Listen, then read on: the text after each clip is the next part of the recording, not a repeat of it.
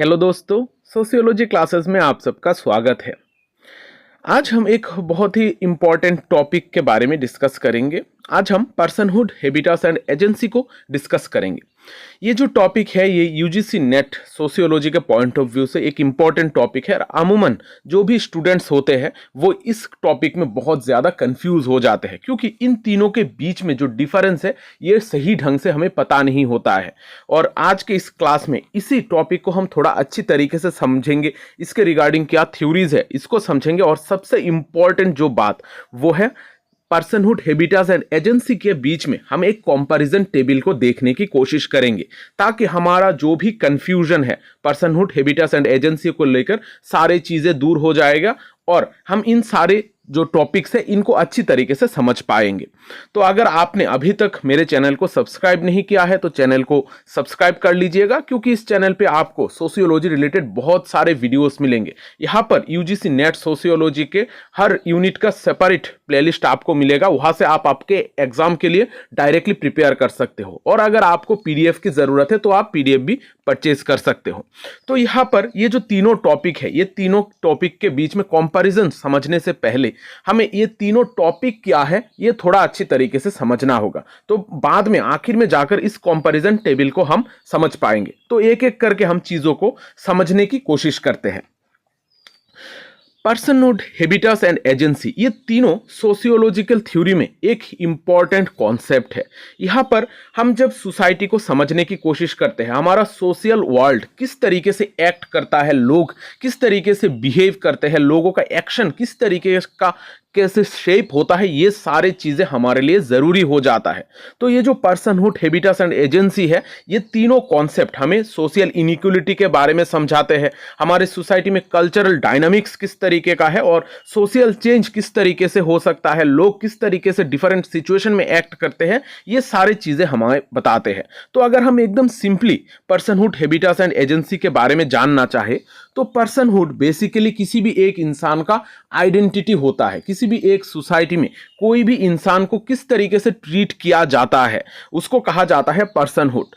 किसी भी इंसान को उसके सोशल एंड कल्चरल कॉन्टेक्स्ट में उसको डिफरेंट तरीके से ट्रीट किया जा सकता है। अलग एक ही इंसान अलग अलग कल्चरल कॉन्टेक्स्ट में, सोशल कॉन्टेक्स्ट में डिफरेंट तरीके से उनको ट्रीट किया जाता है। उसी कॉन्सेप्ट को हम कहते हैं पर्सनहुड, यानी कि किसी भी इंसान को पर्सन किस तरीके से देखा जाता है उसको पर्सनहुड कहा जाता है। फिर है हैबिटास। हैबिटास जो कॉन्सेप्ट है इसको पेरी बोर्दुई ने डेवलप किया था। अब हैबिटास बेसिकली हमारा जो इन डेप्थ इनग्रेन्ड जो सारी चीज़ें हैं, हमारा हैबिट्स, डिस्पोजिशंस, यानी कि हमारे जो आदत है या फिर स्वभाव है, ये सारी चीज़ें हम सोशलाइजेशन प्रोसेस के द्वारा एक्वायर करते हैं। हम सारी चीज़ों को सीखते हैं। सीखने के बाद हमारा एक अलग तरीके का व्यू पॉइंट तैयार होता है। वो सारी चीज़ों को हम कहते हैं हैबिटास, यानी कि हमारा सोशलाइजेशन प्रोसेस के द्वारा जो भी चीज़ें हम सीखते हैं, हमारा स्वभाव, आदत तैयार होता है, उसके द्वारा हमारा हैबिटास फॉर्म होता है। और जो तीसरा कॉन्सेप्ट है एजेंसी। एजेंसी बाकी दोनों पर्सनहुड एंड हैबिटास से थोड़ा अलग है। एजेंसी बेसिकली किसी भी एक इंसान का कैपेसिटी की बात करता है।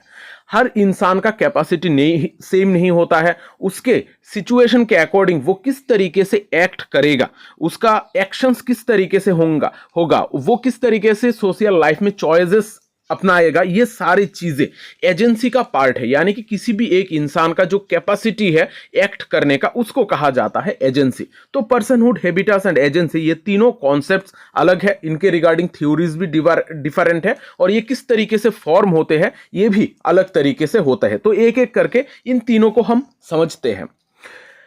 पर्सनहुड बेसिकली एक ऐसा प्रोसेस है जहां पर किसी भी इंडिविजुअल को उस एरिया में या फिर उस कल्चर में पर्सन की तरह रिकॉग्नाइज किया जाता है। किसी भी इंसान, सेम इंसान को अलग अलग जगहों पर डिफरेंट तरीके से ट्रीट किया जा सकता है।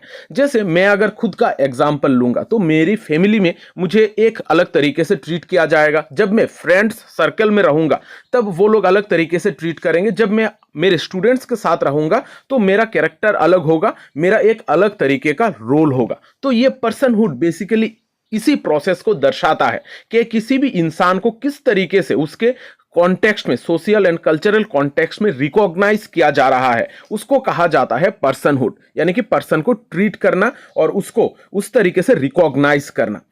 अब ये जो पर्सनहुड होता है ये कोई बायोलॉजिकल या फिर सिर्फ साइकोलॉजिकल फैक्ट नहीं होता है, ये हमारा सोशली कॉन्स्ट्रक्टेड होता है। हम सोशली किस तरीके से एक्सेप्टेड है, हमारा सोशल आइडेंटिटी किस तरीके से क्रिएट हो रहा है, ये सारे चीजें पर्सनहुड में बहुत ज्यादा मैटर करता है। तो ये एक cultural and historical period of time में किस तरीके से इवॉल्व हो रहा है, लोगों का सोच किस तरीके से आगे बढ़ रहा है, ये सारी चीजों के द्वारा ही पर्सनहुड डिसाइड किया जाता है। अब पर्सनहुड में बहुत सारे अलग अलग तरीके का एस्पेक्ट्स है। ये जो पर्सनहुड होता है बेसिकली सोशली कॉन्स्ट्रक्टेड होता है, यानी कि यहां पर सोशली अलग अलग सोसाइटीज में डिफरेंट तरीके से पर्सनहुड को कॉन्स्ट्रक्ट किया जाता है, अलग अलग तरीके से पर्सन को देखा जाता है। यहां पर हिस्टोरिकल टाइम पीरियड में भी अलग अलग तरीके का लोगों के बारे में सोच होता था। जैसे अगर हम एग्जांपल ले स्लेव्स की बात करें, हम सभी मास्टर एंड स्लेव्स के बारे में जानते हैं, हमने बहुत बार ये सारी चीजें पढ़ी है। जब स्लेव्स की बात होती थी तो वहां पर जो मास्टर्स होते हैं वो स्लेव्स को इंसान की तरह ट्रीट ही नहीं करते थे, वो लोग उसको कोई पालतू जानवर की तरह ट्रीट करते थे और उसी के अकॉर्डिंग वो लोग एक्ट भी करते थे। तो यहां पर जब हम प्रीवियस हिस्टोरिकल टाइम पीरियड में स्लेव्स की बात कर रहे तो वहां पर पर्सन की तरह उनको ट्रीट ही नहीं किया जाता था, लेकिन आज के वक्त पर ये सारी चीजें इनवैलिड है। वो जो कॉन्सेप्ट था उस टाइम पर हिस्टोरिकल पीरियड पे, वो आज के वक्त पर इनवैलिड है, उसका कोई आज के जगह पर कोई बावजूद ही नहीं है। तो यहां पर जो पर्सनहुड का कॉन्सेप्ट है वो सोशली कॉन्स्ट्रक्टेड होता है, हम सोसाइटी से चीजों को सीखते हैं। फिर ये हमारा सोशलाइजेशन प्रोसेस का भी पार्ट होता है कि हमारा एबिलिटीज किस तरीके से शेप होंगी, हम किस तरीके से चीजों को देखेंगे, ये सारे हमारे सोसाइटी के नॉर्म्स, वैल्यूज एंड एक्सपेक्टेशंस के द्वारा गाइडेड होती है। सेम एक इंडिविजुअल अगर कोई ट्राइबल सोसाइटी में उसका एक अलग तरीके का स्किल होगा, अगर वो ही इंसान शहर में आ जाए तो वो जो सेम स्किल है वो अलग अलग जगहों पर उसका डिफरेंट वैल्यूज होगा और उससे एक्सपेक्टेशंस भी चेंज हो जाएंगे। तो पर्सनहुड सोशलाइजेशन के प्रोसेस के द्वारा भी गाइडेड होती है। ये लीगल एंड पॉलिटिकल रिकॉग्निशन भी हमें प्रोवाइड करता है। जैसे कोई भी इंसान सिटीजनशिप अगर लेगा किसी भी कंट्री का, उसका राइट्स कुछ होंगे, उसका कुछ ड्यूटीज भी होगा, उसका कुछ लीगल स्टेटस भी होगा। तो कोई भी इंसान फुल पर्सन एक सोसाइटी का बन पा रहा है कि नहीं बन पा रहा है, इसको लेकर लीगल एंड पॉलिटिकल रिकॉग्निशन की भी जरूरत होती है। अगर आपके पास आपके जन्म का कागज नहीं है, आप इस देश का नागरिक है, इसका कागज नहीं है, तो आपको डिफरेंट तरीके से ट्रीट किया जाएगा सोसाइटी के लोगों के द्वारा। तो यहां पर लीगल एंड पॉलिटिकल रिकॉग्निशन की भी बहुत ज्यादा जरूरत होती है पर्सनहुड में। ये जो पर्सनहुड है, पर्सनहुड को लेकर बहुत सारे अलग अलग थिंकर्स ने डिफरेंट तरीके का बातें बताई है। एग्जैक्टली पर्सनहुड टर्म जो है ये यूज नहीं किया है, लेकिन पर्सनहुड किस तरीके से डेवलप होता है, लोगों का सेल्फ किस तरीके से क्रिएट होता है, इसको लेकर बहुत सारे अलग अलग थ्योरीज डेवलप की गई है। इनमें से जो इंपॉर्टेंट है वो है मार्शल मॉस का कॉन्सेप्ट। मार्शल मॉस कहते हैं कि जो हमारा सेल्फ है वो हिस्टोरिकली डेवलप हुआ है। जैसे ट्राइबल सेंस ऑफ आइडेंटिटी अलग है और मॉडर्न जो वेस्टर्न सोसाइटी का जो कॉन्सेप्ट है आइडेंटिटी को लेकर वो अलग है। तो दोनों जगहों पर डिफरेंट तरीके से लोगों को ट्रीट किया जाता है। तो इस वजह से हिस्टोरिकली हमारा जो सेल्फ है, सेल्फ का कॉन्सेप्ट है, वो इवॉल्व होता जाता है। फिर कुछ सिंबॉलिक इंटरेक्शनिज्म जो पर्सपेक्टिव वाले लोग हैं, जैसे G.H. Mead, C.H. कुली, ये सारे लोग कहते हैं कि जो हमारा पर्सनहुड है वो हमारे सोशल इंटरेक्शन के द्वारा ही गाइडेड होता है। हम लोगों से किस तरीके से इंटरेक्ट करते हैं इसके ऊपर डिपेंड होता है कि हमारा पर्सनहुड किस तरीके से डेवलप होगा। यहां पर C.H. कुली ने बहुत एक इंपॉर्टेंट थ्योरी दिया था, लुकिंग ग्लास सेल्फ, यानी कि हम खुद को दूसरों के नजर से देखते हैं, दूसरे लोग हमें किस तरीके से परसीव करेंगे, वो हमारे बारे में किस तरीके से बातें करेंगे, वो हमारे लिए किस तरीके से एक्ट करेंगे, ये सारी चीजें हमारे लिए मायने रखता है और पर्सनहुड हमारा उसी के अकॉर्डिंग ही डेवलप होता है। यहां पर कुछ फेनोमेनोलॉजिस्ट है जैसे Alfred Schutz, Berger and Luckmann, ये भी हमारे पर्सनहुड के बारे में बात करते हैं। ये लोग कहते हैं कि जो सोशल रियलिटी है, हमारे आसपास जो भी घटनाएं घट रही है, हमारा सोशल रियलिटी है, ये हमारे एक पर्सन को उसके आइडेंटिटी, उसके एक्सपीरियंसेस में बहुत ज्यादा मदद करते हैं और उसके लाइफ का मीनिंग उसी तरीके से ही इवॉल्व होता है। जैसे अगर हम फ्रीडम स्ट्रगल की बात करें इंडिया की, तो फ्रीडम स्ट्रगल के टाइम पर जो लोग फ्रीडम फाइटर्स थे उनका बहुत ज़्यादा वेलुराइज होता था। वहाँ पर सोशल रियलिटी में जो लोग फ्रीडम फाइटर्स थे वो लोग एक अलग तरीके का सेंस लेकर आगे बढ़ते थे। लेकिन आज के वक्त पर उस तरीके का हम देशभक्ति नहीं देखते हैं, लोगों के बीच में अपने देश को लेकर उस तरीके का एक सेंटिमेंट नहीं देखते हैं। तो ये सोशल रियलिटी के ऊपर डिपेंड करता है, आप कौन सी जगह पर कौन से कॉन्टेक्स्ट में बिहेव कर रहे हो। फिर पोस्ट स्ट्रक्चर लिस्ट, जैसे एल्फ्रेड मिशेल फोको है, मिशेल फोको भी कहते हैं कि जो ये पर्सनहुड है ये फिक्स्ड नहीं होता है, ये टाइम टू टाइम बदलता रहता है। ये हमारे सोसाइटी में जो पावर एंड आइडेंटिटी है इसके ऊपर डिपेंड करता है कि पर्सनहुड किस तरीके से शेप्ड होगा। तो यहाँ पर अलग अलग थ्योरीज है पर्सनहुड को लेकर। आप सिर्फ सिंपली कौन से थिंकर ने कौन सी चीज के बारे में बात की है वो थोड़ा याद रख के आगे बढ़ लीजिएगा। अब देखते हैं हेबिटास के बारे में। हेबिटास पर्सनहुड से थोड़ा अलग है। हेबिटास का जो कॉन्सेप्ट है इसको डेवलप किया था पेरी बोर्दुई ने, और पेरी बोर्दुई के ऊपर मैंने ऑलरेडी एक डिटेल क्लास करा के रखी है। अगर आपने नहीं देखा है तो वो भी देख लीजिएगा, यूजीसी नेट के पॉइंट ऑफ व्यू से वो बहुत इंपॉर्टेंट क्लास है। अब हेबिटास एक ऐसा कॉन्सेप्ट है जहां पर हम किस तरीके से सोशलाइजेशन के द्वारा वर्ल्ड को देखते हैं, वर्ल्ड के जो अलग अलग परसेप्शंस है उसको किस तरीके से परसीव करते हैं, ये हम सोशलाइजेशन प्रोसेस से लेते हैं। तो हेबिटास बेसिकली एक ऐसा प्रोसेस है जहां पर हम सोशलाइजेशन के द्वारा वर्ल्ड में जो भी चीजें हो रही है, हमारा इर्द गिर्द जो भी चीजें हमें सिखाई जा रही है, हम देख रहे हैं, हमारा स्वभाव किस तरीके से बदल रहा है, हमारे आदतें किस तरीके से चेंज हो रही है, वो सारे चीजों के बारे में बात की जाती है। हम जो सारे चीजें सीखते हैं वो हमारा हेबिटास का पार्ट हो जाता है। जैसे हमारा एक्शन, हम किस तरीके से एक्ट करेंगे, फिर हमारा टेस्ट यानी कि म्यूजिकल सेंस, हम कपड़े किस तरीके से पहनेंगे और लोगों को हम किस तरीके से जज करेंगे, ये सारी चीजें हमारा हेबिटास का पार्ट है। और बेसिकली ये सारी चीजें हम सोशलाइजेशन प्रोसेस के द्वारा ही सीखते हैं। और ये जो हेबिटास है ये बेसिकली हमारा अनकॉन्शियस माइंड के द्वारा हम ये सारी चीजें सीखते हैं। यहाँ पर कॉन्शियसली सारी चीजें हमें सिखाई नहीं जाती है, बहुत सारी ऐसी चीजें हैं जो हम अनकॉन्शियसली सीखते रहते हैं। हमारा टेस्ट, जजमेंट, एक्शंस, ये सारी चीजें धीरे धीरे डेवलप होती जाती है। अब ये जो हेबिटास है, हेबिटास में कुछ की पॉइंट्स हम देखते हैं। यहाँ पर ये जो हेबिटास होता है ये बेसिकली सोशियली कंडीशनड होता है या फिर सोशियली कंस्ट्रक्टेड होता है, यानी कि सोसाइटी यह सारी चीजें हमें सिखाती है। हम चाइल्डहुड से लेकर धीरे धीरे जब स्कूल एजुकेशन लेते हैं, कॉलेजेस में सीखते हैं, फिर जो लोगों से हम इंटरेक्ट करते हैं, जॉब्स वगैरह में जाते हैं, इस तरीके से धीरे धीरे हम ये हेबिटास सीखते रहते हैं। इस वजह से हेबिटास जो है हमारे एक्सपीरियंसेस के साथ साथ, हमारा लाइफ एक्सपीरियंस के साथ साथ ये धीरे धीरे मॉडिफाई भी होता रहता है। फिर यहां पर हम एम्बॉडिड प्रैक्टिस देख सकते हैं। हेबिटास जो है ये हमारा सिर्फ कॉग्निटिव नहीं है, लेकिन यहां पर हम किस तरीके से देखते हैं, लोगों से सीखते हैं, ये सारे चीजें मैटर करता है। जैसे हमारा बॉडीली एक्शंस किस तरीके का होगा, हम किस तरीके से ड्रेसिंग करेंगे, हम किस तरीके का स्पीच देंगे या फिर बातचीत करेंगे, हमारा लैंग्वेज प्रेफरेंसेस, ये सारे चीजें हम जन्म से ही सीखते रहते हैं। तो यहां पर ये सारी चीजें एम्बॉडिड हो जाते हैं हमारे अंदर प्रैक्टिस के द्वारा। हम बार बार सेम चीज को प्रैक्टिस करते रहते हैं और ये जो हेबिटास है ये हमारे अंदर उतने ज्यादा इनग्रेन्ड होते रहते हैं। ये हेबिटास जो है ये स्ट्रक्चर के ऊपर डिपेंड करता है और साथ ही साथ ये जो स्ट्रक्चर है, स्ट्रक्चर को भी मॉडिफाई करने की क्षमता रखता है। हमारा जो हेबिटास होता है ये सोशल स्ट्रक्चर जैसे कि क्लास, फैमिली, एजुकेशन, ये सारे चीज़ों के द्वारा शेप्ड होती है। कोई भी इंसान जिस फैमिली में जन्म ले चुका है या फिर जिस क्लास से बिलोंग करता है, सोसाइटी का स्ट्रक्चर जिस तरीके का है, वो सारे चीज़ों के द्वारा बहुत ज़्यादा इन्फ्लुएंस्ड होता है हेबिटास। और इसके द्वारा जो भी इंसान बाद में जाकर इसी चीज को बार बार रिप्रोड्यूस करता है और हमारा स्ट्रक्चर में वो इंसान कंट्रीब्यूट करता रहता है। अब देखते हैं हमारा थर्ड कॉन्सेप्ट, एजेंसी। एजेंसी बाकी दोनों कॉन्सेप्ट से थोड़ा अलग है, हटके है।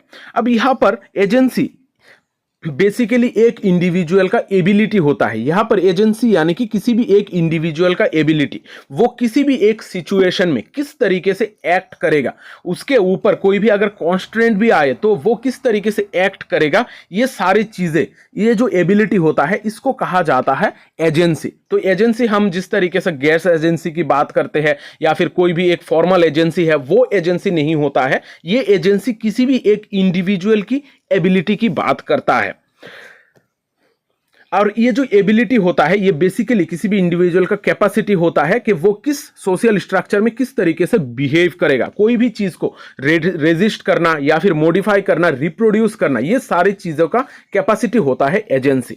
तो एजेंसी बाकी सारे दो जो कॉन्सेप्ट है, पर्सनहुड और हेबिटस, ये दोनों कॉन्सेप्ट से थोड़ा हटके है। अब एजेंसी का कुछ कैरेक्टरिस्टिक्स को हम देखते हैं। ये बेसिकली इंडिविजुअल या फिर कलेक्टिव दोनों तरीके से हो सकता है।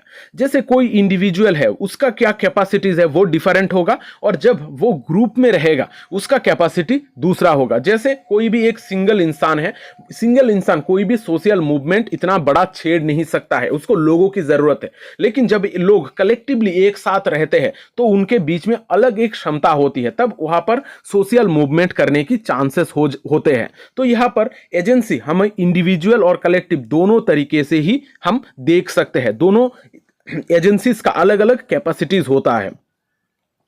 और ये जो एजेंसी होता है ये बेसिकली स्ट्रक्चर के द्वारा बहुत ज्यादा गाइडेड होता है। जैसे हमारा सोशल नॉर्म्स है, हमारा इकोनॉमिक कंडीशन किस तरीके का है, हमारा पावर रिलेशंस किस तरीके का है, ये सारी चीजें हमारा एजेंसी को लिमिट करता है या फिर हमारा एजेंसी को गाइड करता है। जैसे अगर आप कोई एक इंसान हो, अब आपके अगर कोई छोटा भाई होगा, तब वो उसको आप डांट सकते हो या फिर आप उसको मार भी सकते हो। लेकिन जब कोई एक इंसान आपसे बड़ा होगा, आपका टीचर होगा, तब आप उससे उस तरीके से बात नहीं कर सकते हो। अगर उससे भी बड़ा कोई ऑफिसर वगैरह होगा तो उससे आप लोग पोलाइट तरीके से बात करोगे। तो आप डिफरेंट स्ट्रक्चर में, जब सोसाइटी का डिफरेंट स्ट्रक्चर होगा तो आप अलग अलग जगहों पर डिफरेंट तरीके से एक्ट करोगे। आपके कंडीशन के ऊपर, आपका इकोनॉमिक कंडीशन, सोशल कंडीशन के ऊपर सारी चीजें डिपेंड करती है कि आप अपना एजेंसी को किस तरीके से यूज कर पाओगे। ये जो एजेंसी होता है ये वेरिड अक्रॉस कॉन्टेक्स्ट होता है, यानी कि कॉन्टेक्स्ट टू कॉन्टेक्स्ट ये बदलता रहता है। डिफरेंट ग्रुप्स जैसे ओमेन, मार्जिनलाइज्ड कम्युनिटीज वाले लोग, यहाँ पर हर किसी का अपना अलग डिफरेंट लेवल ऑफ एजेंसी होता है। हर किसी का एजेंसी सेम नहीं होता है। अगर कोई एक बहुत बड़ा आदमी है या फिर कोई ऑफिसर है, उसका एक अलग तरीके का एजेंसी होगा, कैपेसिटी होगा, और मैं जो टीचर हूं तो मेरा एक अलग तरीके का कैपेसिटी होगा। आप स्टूडेंट हो, आपका डिफरेंट तरीके का कैपेसिटी होगा। तो यहां पर डिफरेंट इंडिविजुअल में जो एजेंसी है ये वेरी करता है। साथ ही साथ आप कौन से कॉन्टेक्स्ट में रह रहे हो ये भी बहुत ज्यादा मैटर करता है। और साथ ही साथ जो डिफरेंट ग्रुप्स है हमारे सोसाइटी में, उनका भी एजेंसी डिफरेंट हो सकता है। तो ये सोसाइटी टू सोसाइटी वेरी करता है। यहाँ पर ह्यूमन क्रिएटिविटी किस तरीके से होगा, किस तरीके से लोग रेजिस्ट कर पाते हैं, उनके आसपास का जो माहौल है, तो ये सारी चीजें, उनका पोटेंशियल, सारी चीजें एजेंसी के ऊपर डिपेंड करता है। तो एजेंसी का जो कॉन्सेप्ट है ये बहुत इंपॉर्टेंट है, जहां पर हमें पावर रिलेशन को समझने में मदद होती है, हमारा जो कैपेसिटी है इसको समझने में मदद होती है। अब एजेंसीज को लेकर बहुत सारे अलग अलग तरीके का थ्योरीज हम देखते हैं, लेकिन इनमें से जो इंपॉर्टेंट थ्योरीज है वो है एंथनी गिडेन का स्ट्रक्चरेशन थ्योरी। एंथनी गिडेन ने स्ट्रक्चरेशन थ्योरी दिया है। वहां पर उन्होंने दिखाया कि एजेंसी और स्ट्रक्चर जो है वो एक दूसरे के साथ रिलेशनशिप में एग्जिस्ट करते हैं। किसी भी इंडिविजुअल जब एक्ट करेगा वो अपने स्ट्रक्चर के अकॉर्डिंग ही एक्ट करेगा, उसका एक्शन उसी तरीके से स्ट्रक्चर के बेसिस पर शेप्ड होगा। फिर जूडिथ बटलर ने थ्योरी ऑफ परफॉर्मेटिविटी दिया है। यहां पर परफॉर्मेंस के ऊपर बहुत ज्यादा ध्यान दिया गया है। हमारा जो सोशल आइडेंटिटी है वो बेसिकली हमारा परफॉर्मेंस के ऊपर डिपेंड करता है कि हम किस तरीके से परफॉर्म कर रहे हैं। इसके ऊपर हमारा आइडेंटिटी डिपेंड करता है, हमारा एजेंसी डिपेंड करता है।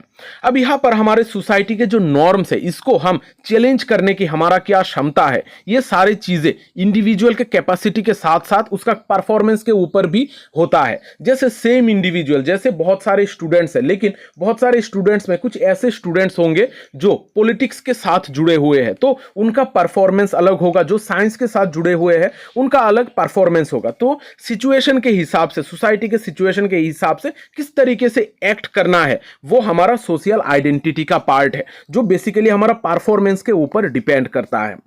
फिर जेम्स स्कॉट ने हिडन ट्रांसक्रिप्ट्स के बारे में बात की है, यानी कि कुछ ऐसे हिडन चीजें होती है जिसके द्वारा हम एजेंसी को एक्वायर कर सकते हैं। जैसे ऑप्रेस्ड ग्रुप्स होते हैं, जिनको बेसिकली हम मार्जिनलाइज्ड ग्रुप्स कहते हैं। ये सारे लोगों के पास भी एजेंसी होता है, लेकिन ये लोग कॉम्प्लेक्स तरीके से चीजों को रेजिस्ट करते हैं। ये लोग डायरेक्ट तरीके से, जो मेन स्ट्रीम सोसाइटी में जो बड़े बड़े लोग हैं उनकी तरह चीजों को रेजिस्ट नहीं कर पाते हैं, लेकिन ये लोग कॉम्प्लेक्स एक ऐसा फॉर्म बनाते हैं ताकि वो अपना काम निकाल सके और चीजों को रेजिस्ट कर सके, जो उनके लिए सही नहीं है वो सारे चीजों को रिस्ट्रेन कर सके।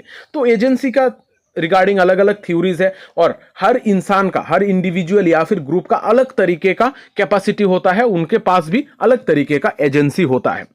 तो यहां पर हमने पर्सनहुड, हैबिटस, एजेंसी, ये तीनों कॉन्सेप्ट को समझ लिया है। अब थोड़ा इन तीनों के बीच में क्या डिफरेंस है ये समझते हैं, क्योंकि अभी तक आप लोगों के दिमाग में ये कंफ्यूजन हो रही होगी कि ये सारे कॉन्सेप्ट तो हमें क्लेरिफाई ही नहीं हो रहे हैं। यहां पर बहुत सारी चीजें हैं, इस वजह से हमारा क्लेरिफिकेशन की बहुत ज्यादा जरूरत है। अब ये जो डिफरेंस का टेबल है, इसके द्वारा आपका जो भी कंफ्यूजन होगा वो सारी चीजें क्लेरिफाई हो जाएगा। पर्सनहुड बेसिकली एक ऐसा चीज है जहां पर हमारा रिकॉग्निशन, हमें इंडिविजुअल किस तरीके से पर्सन बुलाया जाएगा, या फिर हमारे सोसाइटी में, हमारे कल्चर में किस तरीके से हमें ट्रीट किया जाएगा वो हमें समझाता है। यानी कि किसी भी इंडिविजुअल को किस तरीके से एक्सेप्ट किया जा रहा है, रिकॉग्नाइज किया जा रहा है, ये होता है पर्सनहुड। यानी कि उसका जो परिचय है, परिचय को ही हम पर्सनहुड कह सकते हैं। वो कॉन्टेक्स्ट टू कॉन्टेक्स्ट ये वेरी करता है, culture to culture, society to society ये वेरी कर सकता है। पर्सनहुड यानी कि किसी भी व्यक्ति का परिचय होता है। फिर हैबिटस जो है, हैबिटस बेसिकली हमारा, हम जो सोशलाइजेशन के प्रोसेस के द्वारा जो सारी चीजें सीखते हैं, जो हमारे अंदर इनग्रेन्ड रह जाते हैं, जैसे हमारा स्वभाव, आदत, ये सारी चीजें इतने ज्यादा बदलती नहीं है। ये सारी चीजें हम सोसाइटी से सीखते हैं, हमारा सोशल स्ट्रक्चर हमें ये सारी चीजें सिखाती है। तो ये सारी चीजों को, जो चीजें हम सीखते हैं, इसको कहा जाता है हैबिटस। हैबिटस बेसिकली हमारा जो हैबिट होता है, हैबिट का ही थोड़ा एक्सटेंशन होता है, जहां पर बहुत सारी चीजों को मिलाकर हमारा हैबिटस फॉर्म होता है। फिर जब हम एजेंसी की बात करते हैं, एजेंसी बेसिकली किसी भी इंडिविजुअल या फिर किसी भी ग्रुप का एक एबिलिटी होता है, वो किस तरीके से किसी भी सिचुएशन में एक्ट करेगा, उसका चॉइसेस, ये सारी चीजें उसका सोशल स्ट्रक्चर के द्वारा भी गाइडेड होती है। और एजेंसी बेसिकली किसी भी एक इंडिविजुअल का कैपेसिटी होता है। तो पर्सनहुड, हैबिटस और एजेंसी ये तीनों अलग चीजें हैं। अब पर्सनहुड के रिगार्डिंग जो इंपॉर्टेंट थिंकर है वो है मार्शल मॉस। हैबिटस के बारे में पेरी बोर्दुई ने बात की है, और एजेंसी के बारे में Anthony Giddens, Judith Butler, James Scott, ये सारे थिंकर्स ने बात की है। अगर हम नेचर की बात करें तो पर्सनहुड सोशली कॉन्स्ट्रक्टेड होती है, यानी कि सोसाइटी के द्वारा यह कॉन्स्ट्रक्ट किया जाता है। एक सेम इंडिविजुअल अलग अलग सोसाइटी में उसको डिफरेंट तरीके से ट्रीट किया जा सकता है, अलग अलग सिचुएशन में डिफरेंट तरीके से ट्रीट किया जाता है। तो ये सारी चीजें, पर्सनहुड जो होता है ये डायरेक्टली सोशली कॉन्स्ट्रक्टेड होता है। ये culture to culture, society to society ये वेरी करता रहता है। लेकिन हैबिटस जो है ये हमारा कॉन्टेक्स्ट टू कॉन्टेक्स्ट वेरी नहीं करता है। ये बेसिकली हमारा अंदर जो भी इनग्रेन्ड चीजें हैं, जो भी चीजें हमने सीखी है, हमारा जो स्वभाव है, ये इतना ज्यादा बदलता नहीं है। तो ये सोसाइटी टू सोसाइटी वेरी नहीं करता है, ये हमारे अंदर रहता ही है, ये हमारे अंदर डीपली एम्बेडेड हो जाती है, और ये बेसिकली अनकॉन्शियस होता है, ये हमारे स्वभाव का पार्ट हो जाता है। तो ये सोशली इतना ज्यादा क्रिएटेड नहीं होती, ये क्रिएट किया जाता है, लेकिन ये टाइम टू टाइम इतना ज्यादा बदलता नहीं है। लेकिन पर्सनहुड में हमने देखा है कि ये सोशली कॉन्स्ट्रक्टेड है, अलग अलग जगहों पर एक ही इंसान को डिफरेंट तरीके से ट्रीट किया जाता है। लेकिन जो हैबिटस होता है वो एक इंसान के अंदर किस तरीके से चीजें इनग्रेन्ड हो रही है, इसके बारे में बात करता है। और जो एजेंसी होता है, ये कॉन्शियस एंड इंटेंशनल एक्शन की बात करता है। कोई भी इंसान का जो कैपेसिटी है वो किस तरीके से यूज कर रहा है उसके कॉन्टेक्स्ट में, ये बेसिकली कॉन्शियस होता है और यहां पर एक्शन की जाती है। किस कोई भी इंसान उसके स्ट्रक्चर को किस तरीके से रेजिस्ट कर रहा है या फिर उस स्ट्रक्चर के अकॉर्डिंग किस तरीके से एक्ट कर रहा है, इसके बारे में, इसके कैपेसिटी को हम एजेंसी कहते हैं। अगर हम फ्लेक्सिबिलिटी की बात करें, ये जो पर्सनहुड होता है ये over the period of time change होता रहता है। ये सोसाइटी टू सोसाइटी अलग अलग टाइम पीरियड पे अलग अलग जगहों पर ये जो पर्सनहुड है ये बहुत ज्यादा चेंज होता रहता है। लेकिन जो हैबिटस है ये हमारा इतना ज्यादा बदलता नहीं है, क्योंकि ये हमारे अंदर इनग्रेन्ड होता रहता है। ये हमारे अंदर पहले से सोशलाइजेशन प्रोसेस के द्वारा हमें सिखाया जाता है। तो इसका जो चेंज है ये बहुत स्लोली होता है। जब हम न्यू एक्सपीरियंसेस के साथ चीजों को देखते हैं, न्यू एक्सपीरियंसेस गेन करते हैं, तब धीरे धीरे हमारा हैबिटस बदलता रहता है। और ये जो एजेंसी है ये